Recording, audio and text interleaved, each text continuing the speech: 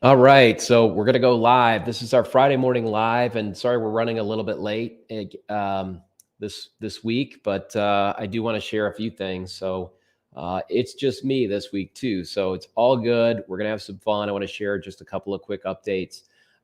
So first of all, our coaching group. I always like to kick these off with updates on our coaching group because we've seen at many companies a lack of true sales leadership within organizations. And that's for a lot of reasons. I think one of the biggest ones is that we've seen continued margin compression at companies or in our industry as a whole. And what that does is um, that's forced mortgage leaders to focus on recruiting and to focus on administering the business.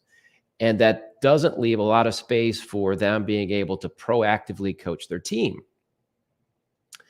And therefore, loan officers that really want help. So, say I'm a loan officer, I'm doing 4 or 5 units a month, and my goal is to grow into 2024 to get to 6, 7 deals a month.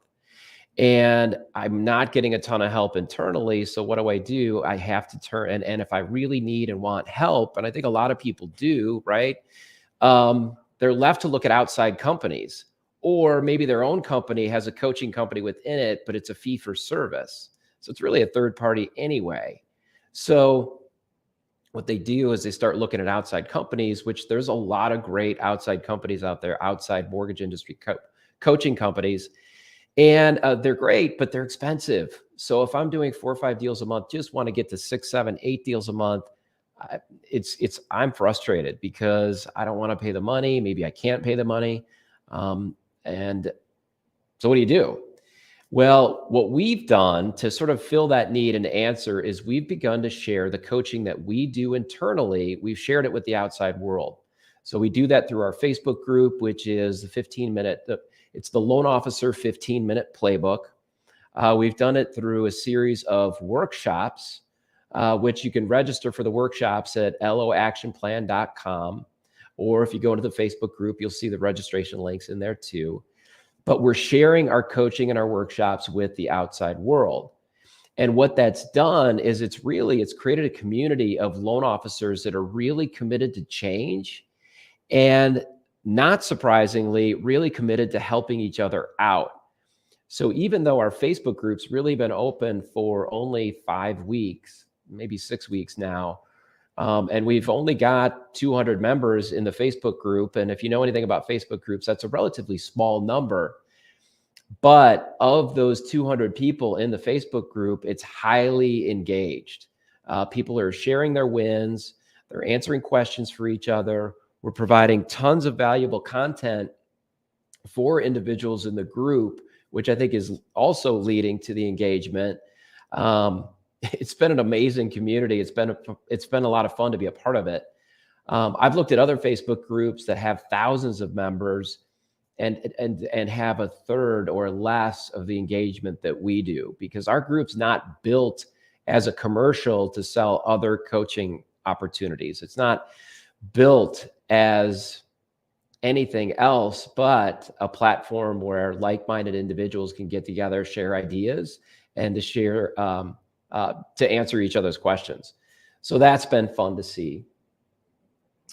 So what we're doing now, we just finished 2 workshop series. The first one was a 30-day series. The second one was just 1 week. And within the series, we're doing Monday through Thursday. The content's 15 minutes each. Then we go into 15 to 20 minutes, let's say, and then we go into Q&A. And the Q&A sessions can last anywhere from total 35 minutes to some of them have gone as long as an hour, where we'll have a pretty sizable group left on there just sort of discussing and sharing ideas. So that's been the overall format. We're going to take next week off. We're going to retool a little bit, and then we're going to start up again on Monday the following week. If individuals are curious and just want to check it out, you can go to our Facebook group, ask for an invitation, go to our Facebook group. And the Facebook group is Loan Officer 15-minute playbook. Is the Loan Officer 15-minute playbook. It's a Facebook group. So you can check us out there. You can see the recorded content. You can see some of the media we've uploaded, the documents, the ebooks. It's all there. So check it out. And in there, we'll announce the exact next call series, the topic, the day and time it starts. We generally do these between 8:30 and 9:30 in the morning. I think this next series, I think we're going to stick with the 9:30 Central Time time slot. But check out the group. You'll be able to see the announcement in there when we do announce the next call, which will be next week. We'll announce the next call. The next call workshop series will start the following Monday. So it'll start a week from Monday. The other thing I wanted to share today is a valuable lesson that I learned, and I'm going to do a video about this today. So if you follow me on social media, you'll see a little bit more on this in a little bit.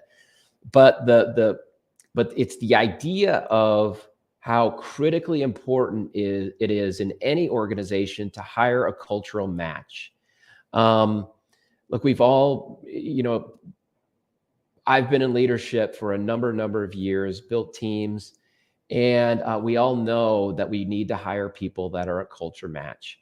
But I think in the process, we kind of lose sight of that, or it's one of those things that we need constant reminders of. And we can lose sight of that and or justify that this person is a cultural match for our company. And sometimes it just doesn't work out. Sometimes it could have been avoided. Sometimes it can't be avoided. But it's just been a reminder for me to be very cautious about who we align ourselves with within the company.